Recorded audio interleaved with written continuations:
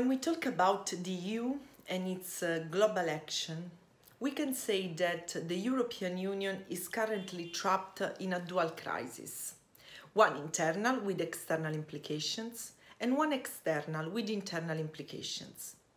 On the former, the European Union proved often unable to reconcile different visions and interests of member states, to put forward a collective and coherent action beyond its borders. That means that the European Union was very often sidelined in crises and conflicts in its immediate neighborhood. I'm talking about Libya, for example, but also Ukraine, but also in other areas, for example, Syria and Yemen. On the second, the current crisis of multilateralism and of the United Nations have jeopardized those rules, institutions and values on which the European Union was founded and on which funded its international action.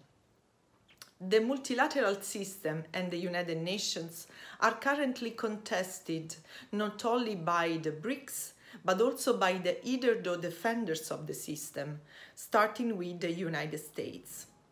It is time for the European Union to put forward a strategic agenda to take back its role in a global power competition.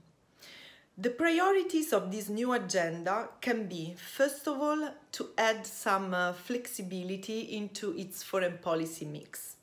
That means that the European Union should make those member states that are willing and able to act on behalf of the European Union and to go forward in the process of integration to do so.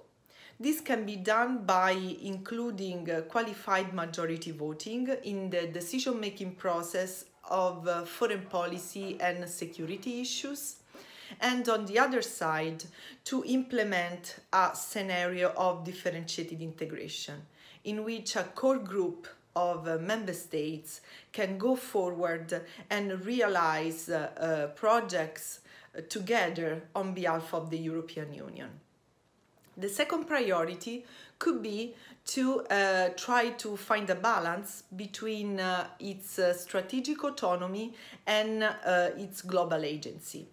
The European Union is currently engaged in a discussion on its strategic autonomy or strategic sovereignty, which is not limited to security policy and defense policy, but it has to do with foreign policy as such, including also trade, climate change, digitalization, and so on and so forth.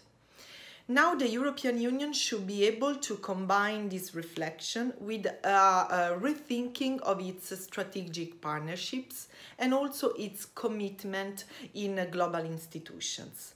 But first and foremost, the European Union should think about its partnerships with traditional partners, including the US, and with the competitors like China.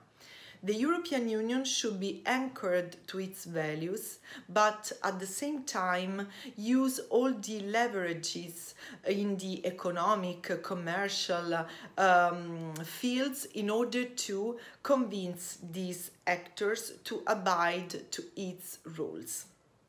Finally, the European Union should be able to defend while reforming multilateralism. It is clear that the United Nations still need a deep reform, and the European Union could be at the forefront of this. In particular, the European Union should be able to promote a new vision of multilateralism in which the United Nations can effectively cooperate with other interested actors, including regional organizations, business, private sector, civil society, in specific policy areas. And the European Union should be leading by example in those areas in which the EU can set universal standards, including, for example, climate change or other similar issues. It is time for the European Union to take a leading role. It is not easy in this confrontational international environment, but the European Union can find the resources to be a relevant actor worldwide.